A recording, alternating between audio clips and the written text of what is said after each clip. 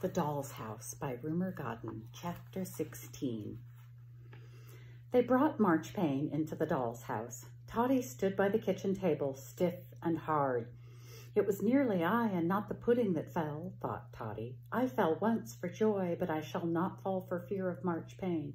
Trees, good trees, don't fall down in storms, said Toddy. Charlotte picked up the pudding basin and, as it was lunchtime, she untied the muslin and turned out a morsel of real plum pudding onto a plate. I wish I could give you a sprig of holly small enough to stick in it, said Charlotte kindly. Emily brought Marchpane into the kitchen first. You should remember each other, she said to Toddy. We remember each other, said Marchpane and Toddy. Toddy had never looked more wooden. Marchpane's eyeballs gave a sudden click. You jerked her, said Emily to Charlotte. No, I didn't, said Charlotte. Of course, they first knew each other years and years ago, said Emily. They must know secrets about each other that we don't know. We do, said Toddy. Marchpane said nothing at all. Presently, Emily took her into the sitting room and sat her on the couch by Mr. Plantagenet, and then she shut the front of the doll's house and went away to lunch. When Mr. Plantagenet saw Marchpane sitting opposite him, with her golden hair and blue eyes and white clothes, he was quite dazzled. He dropped his newspaper and stared with both his dark glass eyes. Don't do that, said Marchpane sharply. Don't do what? Stare and stare and stare, said Marchpane. It's very rude. I'm sorry, said Mr. Plantagenet politely, but I can't help staring. I suppose they are fixed, said Marchpane, looking at him. Fixed? They don't open and shut? Open and shut? Your eyes, said Marchpane. Take them off me at once. Excuse me, said Mr. Plantagenet, still more politely. My eyes are not on you. They are in me. Faugh, said Marchpane. You should be in the hall, not sitting in a chair. If you sit at all, it should be in the kitchen. Excuse me, said Mr. Plantagenet again, as he grew more and more bewildered. Why should I be in the hall and the kitchen? Why shouldn't I sit? I'm jointed. Are you not the butler? Asked Marchpane. There used to be a butler, I'm sure. The figure of a butler, Mr. Plantagenet corrected her. He has gone to dust. I don't know what a butler is, said Mr. Plantagenet, but I do know I am not one. I am a postmaster, and besides, I am the master of this house.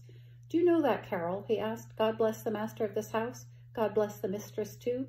Well, I am the master, and Bertie is the mistress. That she certainly is not, said Marchpane. Oh, yes, she is, said Mr. Plantagenet positively. She isn't. I am. You? Asked Mr. Plantagenet. Oh, no. How could you be? I have never seen you before, and I have seen Bertie.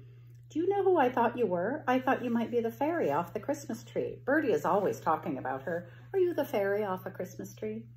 A fairy? Said Marchpane scornfully. I am real, far more real than Bertie. Does Bertie know that? Asked Mr. Plantagenet anxiously. There was a sudden bump, bump, bump on the other side of the wall.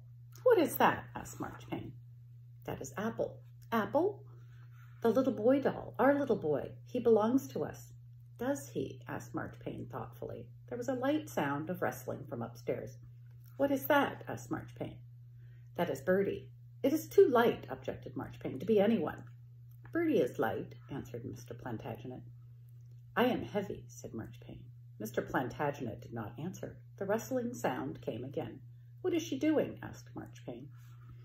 I expect she is dusting the paper chains with her feather broom, said Mr. Plantagenet. Paper chains with a feather broom? What a very odd thing to do. What did you say her name was? Bertie. It does sound like a bird rustling, said Marchpane. Mr. Plantagenet thought of that, and it seemed to him that Marchpane was right, and Bertie was, truthfully, very like a bird, a small, light bird with thin legs and bright eyes. One that goes for short flights, thought Mr. Plantagenet, one that collects bits of things to make its nest. Yes, Bertie is in the bedroom, busy with her private affairs. Twig after twig was very like a bird building its nest. It's an aggravating noise, said Marchpane. I like to hear her, answered Mr. Plantagenet, and his voice sounded as if he were smiling. I wish you would stop her. Oh, no, said Mr. Plantagenet. I shouldn't like to disturb her. I shall disturb her, said Marchpane. But you couldn't, cried Mr. Plantagenet in alarm. Why not? Asked Marchpane. It is cruel to disturb a bird in its nest, said Mr. Plantagenet. That was not what he had meant to say, but it seemed to say what he wanted even better than the words he had meant to use. Faugh, said Marchpane, and the blue glass balls of her eyes seemed to glare. Mr. Plantagenet felt quite frightened. Oh, yawned Marchpane, I do wish Emily and Charlotte, or whatever their names are, would come and put me in my own room. At that, a thought came into Mr. Plantagenet's mind, a horrible thought. To make quite sure, he went, in his mind, through the whole doll's house, through the kitchen and hall, sitting room, and the upstairs pink room and the blue room. Then he looked at Marchpane. Excuse me, said Mr. Plantagenet timidly, but, which is your room? The one with the pink carpet, of course, said Marchpane smartly. But that's Bertie's. She chose it. That is Bertie's nest. He meant to say room, but he was so upset he was confused, and again nest seemed to suit Bertie even better than room. That is Bertie's nest, bedroom. If you really want to know, said Marchpane in her flat, heavy voice, the whole house is mine. What? Cried poor Mr. Plantagenet. He could not believe his little porcelain ears. But it's our house, ours. That's that we dreamed of, that we wanted, that we wished for, said Mr. Plantagenet. I can't help what you did for it, said Marchpane, yawning. It is mine and really, said Marchpane, yawning again. I can't live in it with all these people bumping and rustling and having silly ideas that it is theirs. I must tell Emily and Charlotte, said Marchpane, and she yawned still once again. Oh, don't say that, cried poor Mr. Plantagenet. But I do say it, said Marchpane. But you don't understand. This is our house. It is full of us. It was for us. We were on the hearthrug when the letter came. We saw Emily and Charlotte cleaning it and making it new again, and we helped them by wishing. We wished so hard, you don't know. We waited for the curtains and the blankets and the bed and the couch and chairs. You don't know. Now I shall go every day to office and come back again. And this Christmas was so beautiful. You don't know, panted Mr. Plantagenet. Oh, truly, truly, you don't know. What you don't know, and had better know, said Marchpane, is that I was here in this doll's house, long, long years ago, long, long before any of you. Not before Toddy you weren't, said Mr. Plantagenet, and as he said it, his eyes grew steady and his voice grew suddenly firm. Toddy has been here as long as you have. Why, she remembers you coming. She has been here longer. Toddy, a farthing doll. A farthing or a penny or sixpence or a pound. She has been here longer. Toddy is Toddy. She always is, and she always has been. Toddy, Toddy, Toddy, called Mr. Plantagenet. At that moment, Charlotte opened the front of the doll's house and picked up Toddy. I don't see, said Charlotte, why you should be left all alone in the kitchen while she sits on one of your chairs. You shall come into the sitting room, Toddy. And she sat Toddy down on the couch next to Marchpane. There, said Charlotte to Marchpane, and shut the doll's house in front again. Did you hear what she said? Whispered Mr. Plantagenet to Toddy as soon as Charlotte had gone. In his agitation, he had lost his manners, but Toddy had not lost hers. How strange it must seem to you to be back, she said to Marchpane. Yes, I heard, she said quietly to Mr. Plantagenet. Did you hear what she said about Bertie and our house, our dear, dear house? Oh, Toddy, I feel as if we were in danger, said Mr. Plantagenet. We are in danger, thought Toddy, but she did not say it aloud because she knew Marchpane must not know that they were in the least frightened.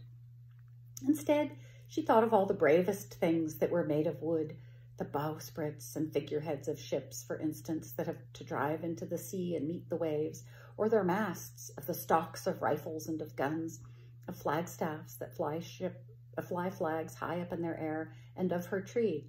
I am made of the same stuff as they, thought Toddy, wood, good, strong wood.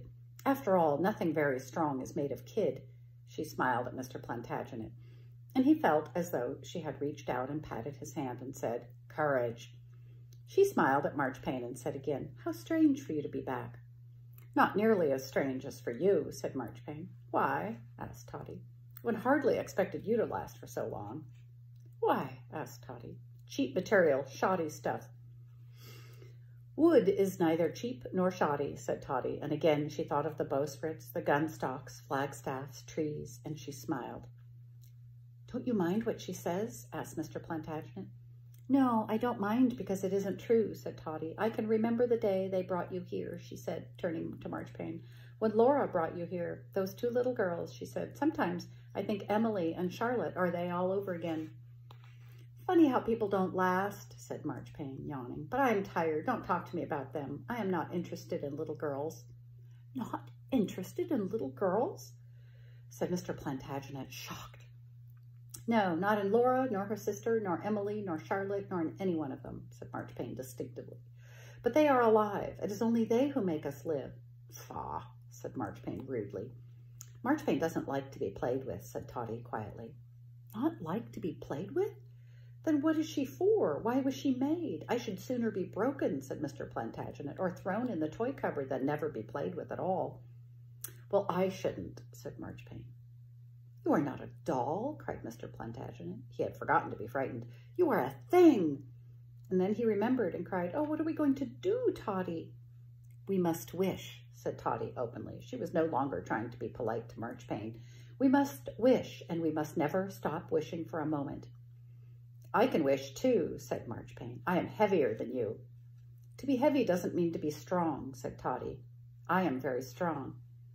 Nothing, said Toddy. Nothing could be stronger than good, plain wood. End of chapter 16.